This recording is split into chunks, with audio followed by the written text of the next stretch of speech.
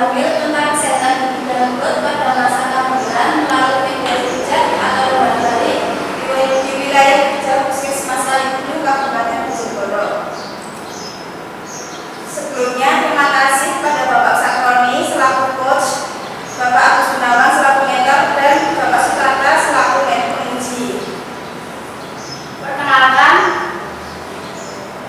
saya Siti Nurjayani, perawat gigi Puskesmas Kaligundu, Kabupaten Bojonegoro.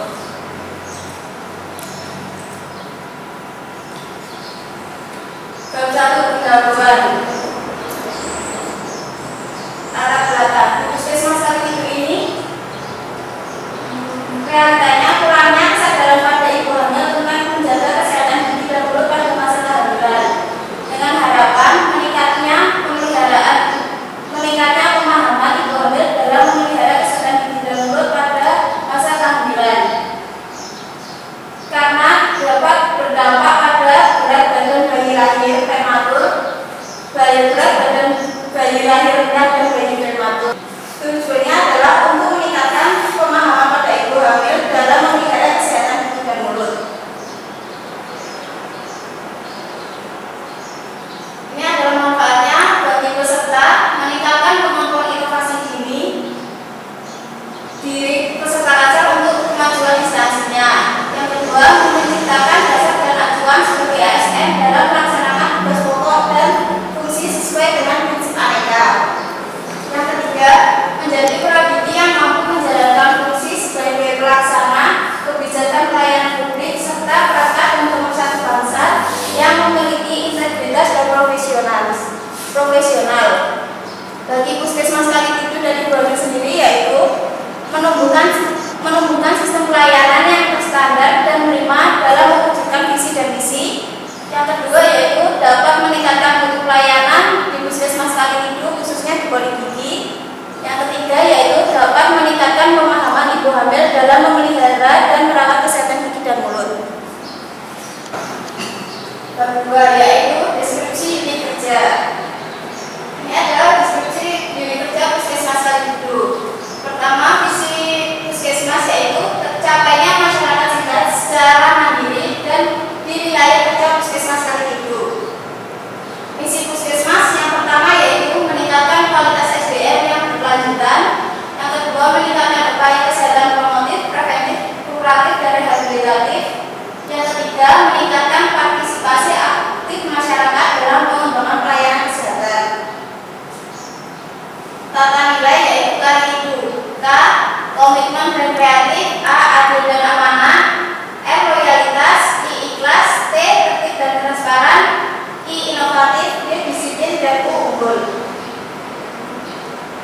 Tugas pokok fungsi sebagai perawat gigi yaitu yang pertama, melakukan persiapan ruang pelayanan, persiapan instrumen atau alat, persiapan bahan, obat, dan persiapan sterilisasi. Yang kedua, menyiapkan dokumen, melakukan pencatatan dan pelaporan harian. Yang ketiga, melakukan pemeriksaan subjektif dan objektif pada pasien di pelayanan tingkat dasar dan rujukan. Yang keempat, melakukan transferring alat dan bahan teknik gigi. Yang kelima, menyusun rencana atau jadwal penyuluhan. Yang keenam, membimbing sikat gigi pada individu atau kelompok. Yang ketujuh, memberikan konsultasi kepada tenaga kesehatan lain. Yang kedelapan, menyusun pengajuan permintaan alat, bahan, obat bulanan. Dan yang terakhir, melakukan inventarisasi alat, bahan, atau obat. Di bab 3 yaitu rancangan aktualisasi. Pertama, gagasan isu. Isu yang diambil yaitu kurang optimalnya ibu hamil tentang kesehatan gigi dan mulut pada masa kehamilan. Gagasan pemecahan isunya yaitu optimalisasi dengan media pijat atau lubang balik. Kegiatan-kegiatannya yaitu ada 9 kegiatan. Yang pertama, konsultasi dengan mentor. Yang kedua, konsultasi dengan rekan kerja. Yang ketiga, konsultasi dengan bidan dan PJUKM terkait jadwal ibu hamil. Yang keempat, membuat soal tugas dan proses. Kelima, membuat rancangan media pijat. Keenam, melakukan penyuluhan pada ibu hamil. Ketujuh, melakukan pemeriksaan. Kedelapan, evaluasi kegiatan. Dan kesembilan, menyusun laporan.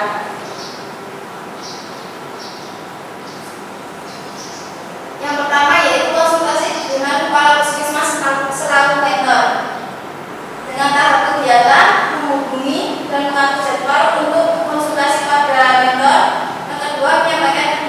aktualisasi yang akan dilaksanakan. Yang ketiga, meminta saran dan persetujuan. Dengan hasil lembar konsultasi atau konferensi dan foto kegiatan. Kedua yaitu konsultasi dengan rekan kerja Polri dengan tahap kegiatan, menjelaskan tahap kegiatan, menjelaskan media yang akan digunakan dan menentukan materi. Dengan output atau hasil lembar konsultasi dan foto kegiatan. Yang ketiga, koordinasi dengan bidang desa dan penanggung jawab UKM dengan tahap kegiatan, mengatur jadwal. Yang kedua, menyampaikan kegiatan yang akan dilakukan.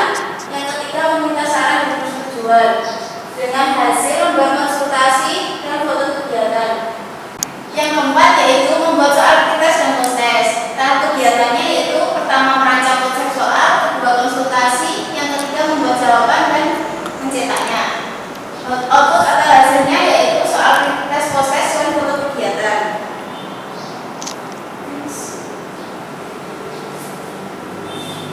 Yang kelima, membuat rancangan media flipchart. Tahap kegiatannya yaitu mencari materi, yang kedua meminta saran, yang ketiga konsultasi dengan mentor, yang keempat mencetak flipchart dengan hasil desain flipchart dan foto kegiatan. Yang keenam, melakukan penyuluhan pada ibu hamil dengan tahap kegiatan mempersiapkan alat dan bahan, yang kedua membagikan tes dan post-tes, yang ketiga melakukan penyuluhan dengan hasil atau output daftar hadir foto kegiatan. Yang ketujuh, melakukan pemeriksaan. Pada tahap kegiatan ini yaitu mempersiapkan alat, menyiapkan masker dan handphone. Yang ketiga, mencatat kasus yang ditemukan dengan output hasil yaitu foto kegiatan. Yang keenam, evaluasi kegiatan dengan tahap kegiatan, hasil pretest dan post-test, hasil pemeriksaan ibu pada ibu hamil dengan hasil output atau hasil pretest dan post-test. Yang kedua, pemeriksaan pada ibu hamil. Yang kesembilan yaitu laporan aktualisasi dengan tahap kegiatan, mengumpulkan data dan bukti. Yang kedua, konsultasi dengan mentor. Yang tiga, meminta persetujuan. Dan keempat, menyusun laporan dengan output atau hasil kegiatan. Selanjutnya, bab keempat, pelaksanaan aktualisasi. Yang pertama adalah konsultasi dengan mentor. Ini adalah yang pertama, konsultasi dengan mentor tentang rancangan yang akan kita lakukan yang dilaksanakan pada tanggal 30 Januari 2020.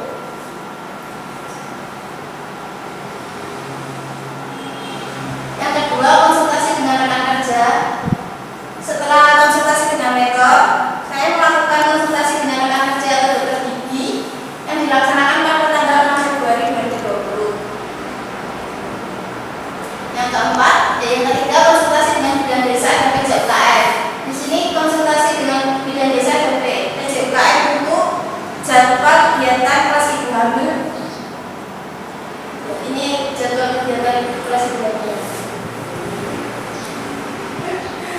Yang kedua, yang keempat, membuat soal tes dan post-tes yang dilaksanakan pada tanggal 13 Februari 2020. Yang kelima, membuat rancangan media flipchart yang dilaksanakan pada tanggal 15 Februari 2020. Selanjutnya, penyuluhan pada kelas ibu hamil yang dilakukan di dua desa. Yang pertama dilakukan di desa Maten, yang kedua di desa Darbukan. Pada tanggal yang di Maten pada tanggal 19 dan yang di Darbukan pada tanggal 21 Februari 2020. Setelah itu, pemeriksaan pada ibu hamil. Setelah dilakukan penyuluhan, langsung dilakukan pemeriksaan pada ibu hamil dan dicatat. Setelah itu dilakukan perekaman data. Yang